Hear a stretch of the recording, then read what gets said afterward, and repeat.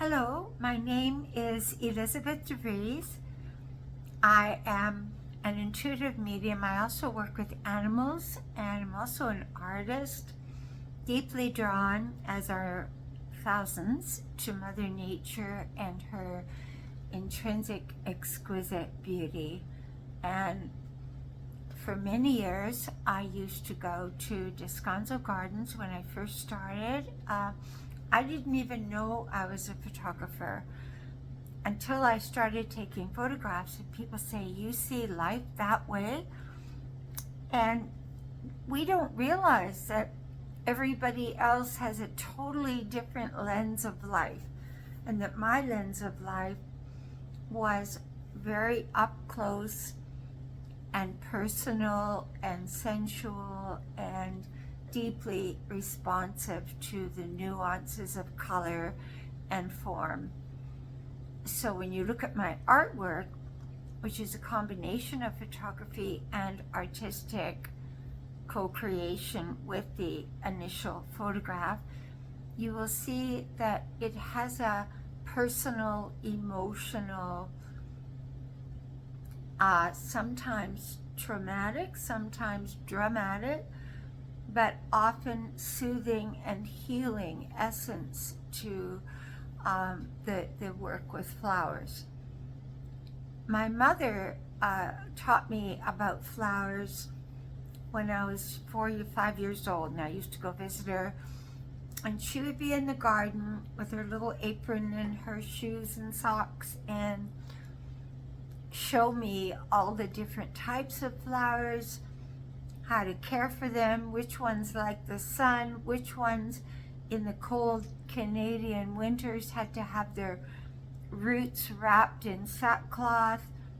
My mother just had a way with flowers, and I'd say that was passed on to her children, especially me.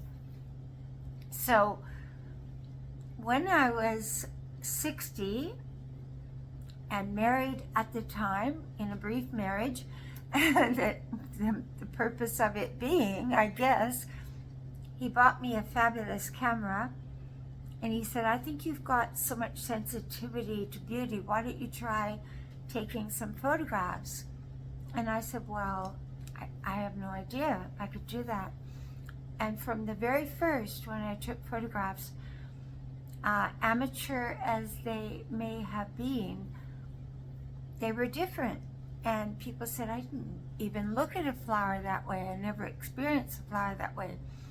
And from there, I got into the complexities of Photoshop and started to combine the photography with my own artistic expression. So I call it co-creating with God. God, the life force, having created the flower, and I'm working with it from my own individual perspective of the life force. So the amazing thing about it was I was going through deep grief at that time. I had just lost my stepson, 2 years later my daughter, and I turned to my artistic work because I would go into a flow through of divine creative energies, and I would slowly heal. And with certain flowers, for example, 2 or 3 months, all I would do would photograph green leaves and the structure of leaves and the veins in the leaves and the fragility of them as they died and curled up. And I got emotionally involved with the flowers. And green, as a healer, it's very associated with our heart center and bringing us back into a state of balance. And I could feel my heart healing through working with that color, because I do a lot of color healing as an energy healer. As I was going through the different flowers, I fell in love with the calla lily. And I joined Descanso Gardens, and I used to go there every morning the minute it opened at 8 a.m. And I would run to a particular part of the forest, lie on my back, And I knew that at that time of day, the sun would start to streak through the tall oak trees and leave glimpses of light on the petals of the calla, and the sight of it would bring me to tears. And I took hundreds and hundreds of photos of callas. From there, I grew my own calla. I loved the big curvaceous twisting callas, so I bought that kind. And for 15 years, I have been growing this huge container of calla. Now, something someone just told me recently, which blew me away, is that when you work with your flowers that long, they become divinely attached to you. And when they put electrodes on, let's say the calla, they would take my calla and put electrodes on it.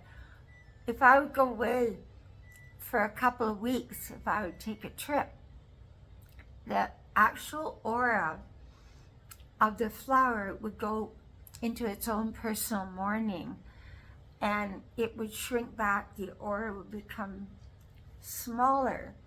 But what amazed me the most was that the day before I would return, the aura would start spreading again. The flower knew when I was coming back, just like your doggy in the kennel knows when you're coming, when you're miles away from the kennel. Everything in life has this response to us. I just was in tears when I read that.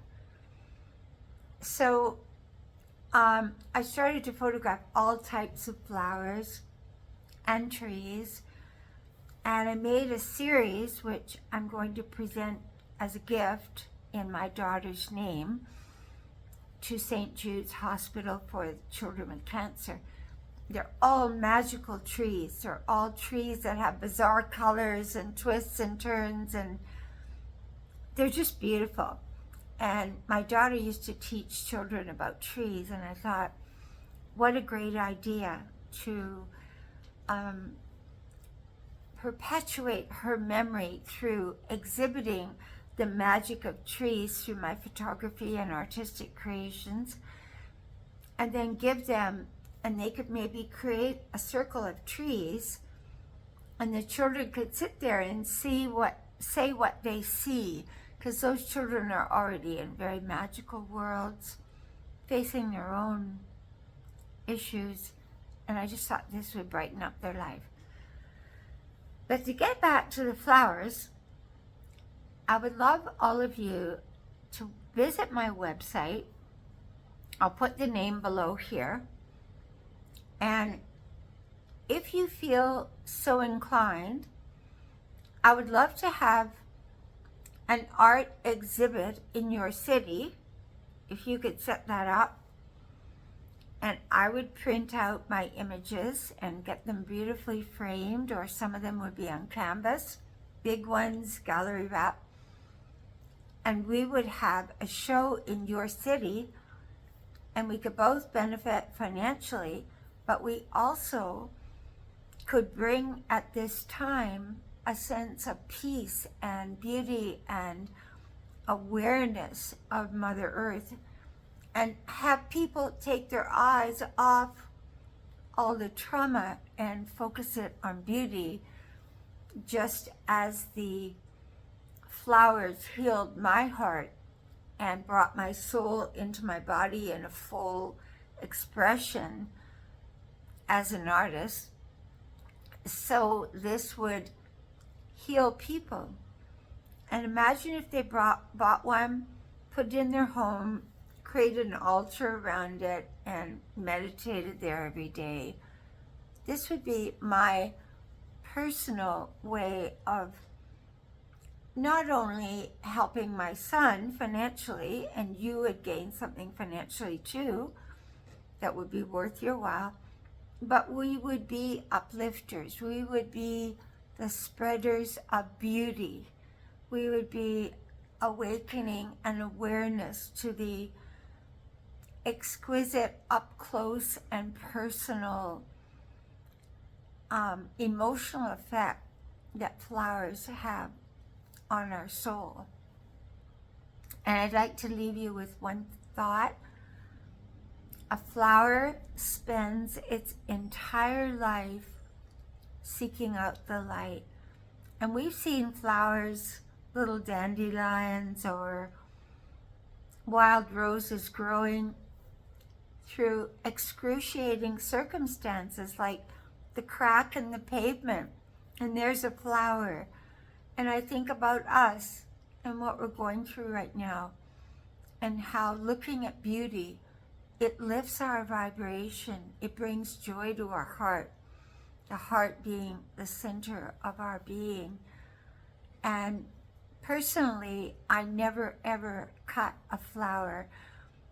So emotionally close is my spirit to the flower world and to the divas and the fairies and the sweet, delicate vibration of flowers and plants and trees.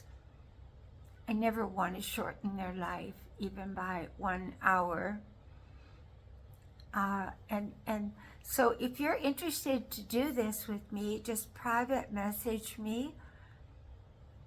And also, I would love to have you share what is your soul gift in life that brings you a sense of peace, beauty, harmony. We need to harmonize right now. And as we all know, nothing harmonizes us more than a walk in the nature, in the cathedral of the redwoods, or the oak trees, the 500-year-old oak tree forest at Descanso Gardens, where they're all intertwined, and you know that beneath the surface of the earth, their roots are all making love to each other and connecting and sending messages and helping each other. It's amazing. It's so beautiful. And it's increased my mercy for all of life. From the tiniest little bug that's crawling across the leaf of the rose, to the bee, to all of the insect world that perpetuates this beauty and carries the pollen. And it's just beautiful. I have no words for it. I give great thanks to my mother for bringing me into that world. And thanks to all of you for all the beautiful, kind words you placed on my page for almost 20 years as I've been posting my flowers. Thank you. And take a look below for my website and take a peek. And if you're interested, contact me. Thank you. God bless you. And may we all grow in a sense of mercy and wisdom at this time.